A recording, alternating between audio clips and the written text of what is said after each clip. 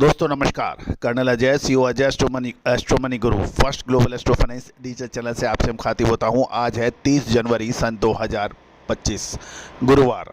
दोस्तों आज का दिन बहुत महत्वपूर्ण है। आज गांधी जी की, मोहनदास करमचंद गांधी राष्ट्रपिता की पुण्य जयंती है। आज ही के दिन उन्होंने अपने प्राणों का बलिदान दिया था।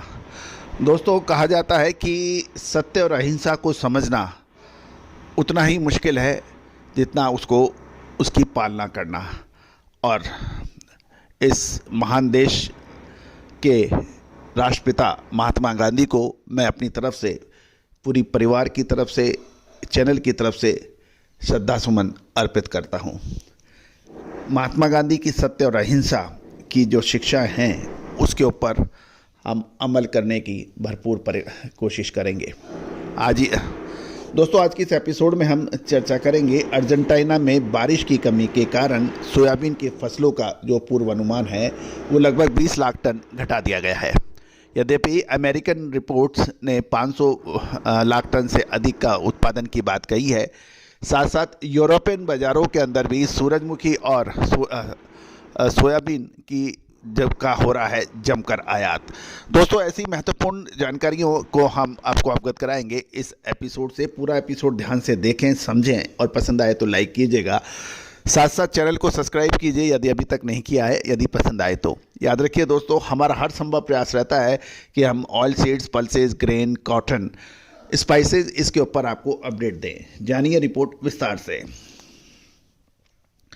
दोस्तों सोयाबीन के 3 प्रमुख देश हैं जिस पर हम रखते हैं नज़र: ब्राज़ील, अमेरिका और अर्जेंटीना। दोस्तों ब्राज़ील के अंदर अधिक बरसात से परेशानी है, अर्जेंटीना में सूखे से परेशानी है।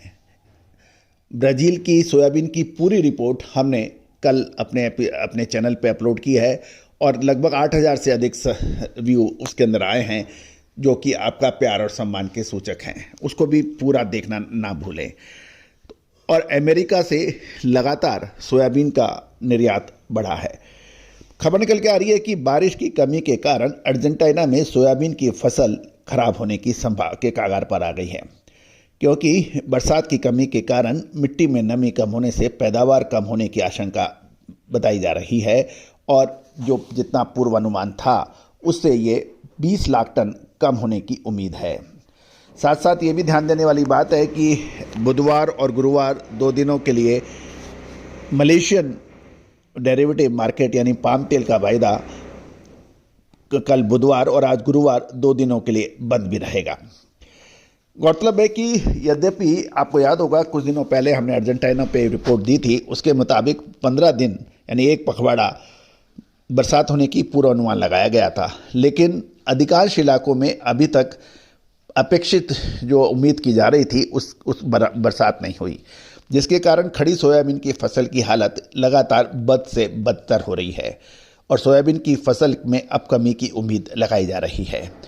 लेकिन अर्जेंटीना के नॉर्दर्न एरिया में यानी उत्तरी क्षेत्र में कुछ राहत मिली है क्योंकि वहाँ कुछ बारिश हुई है, लेकिन अन्य क्षेत्रों में बारिश की कमी के कारण फसल की स्थिति लगातार बद से बदतर हो रही है। गौरतलब है कि अर्जेंटीना के सोयाबीन उत्पादन का अनुमान 20 लाख टन घटकर 490 लाख टन किया गया है। यद्यपि अमेरिकन रिपोर्ट में अर्जेंटीना की सोयाबीन फसल का अनुमान 520 लाख टन लगाया गया था।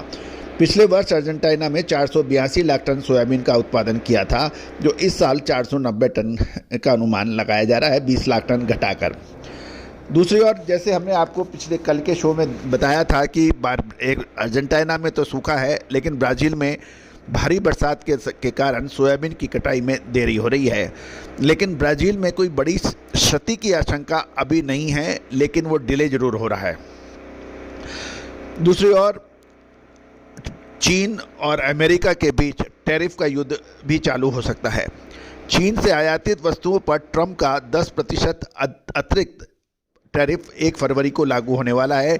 इसलिए चीन का अमेरिकन सोयाबीन का आयात फिलहाल बढ़ गया है, जिसके कारण जनवरी में ब्राज़ील का सोयाबीन आयात घटकर केवल 15 लाख टन रह गया है। और इसके अलावा वर्तमान में ब्राज़ील से सोयाबीन के लिए का ऑफ सीज़न माना जा रहा है। जनवरी में सोयाबीन का आयात दिसंबर की तुलना में 21.47% और पिछले वर्ष जनवरी की तुलना में 31.3% कम होने का अनुमान है। दूसरी ओर यूरोपियन देशों की बात करें तो वहाँ सरसों और सूरजमुखी बीज की फसल कम होने के कारण सोयाबीन और सरसों का आयात बढ़ रहा है। जुलाई से शुरू होने वाले चालू सीजन में 26 जनवरी तक सोयाबीन का आयात यूरोपियन देशों में पिछले साल के मुकाबले 13% बढ़कर 80.3 लाख टन हो गया है, जबकि सरसों का आयात 8% बढ़कर 35.7 लाख टन हो गया है। यूरोपियन देश अधिकांशतः अमेरिका से सबसे अधिक सोयाबीन का आयात कर रहे हैं और उसके बाद कनाडा, यूक्रेन, कनाडा, ब्राज़ील और टोंगा का स्थान है, जबकि यूक्रेन से सबसे अधिक सरसों का आयात हो रहा है। इसके बाद ऑस्ट्रेलिया, कनाडा और साइबेरिया का स्थान आता है। 26 जनवरी तक के जो आंकड़े हैं उसमें यूरोपियन देशों का सोयाबीन खली आयात भी 30% बढ़कर 112.6 लाख टन हो गया है और पाम तेल का आयात 19% घटकर 16.5 लाख टन रह गया है। गौरतलब है कि सोयाबीन और पाम तेल के भावों के अंदर जो अंतर था उसका असर पाम तेल के आयात पर ग्लोबल लेवल पर पड़ रहा है। अब फरवरी महीना खाद्य तेलों के लिए बहुत महत्वपूर्ण साबित होने वाला है। दोस्तों, इसके हम लगातार अपडेट दे रहे हैं। अब क्या ये तेज़ी का होगा या फिर मंदी का? एक तरफ सरसों की फसल बिल्कुल सर पर है, दूसरी ओर सोयाबीन का मंडियों में माल लगातार उपलब्ध है। अब आगे क्या होने की संभावना है, इस विशेष रिसर्च रिपोर्ट के लिए संपर्क करें। All the very best, good luck, happy trading.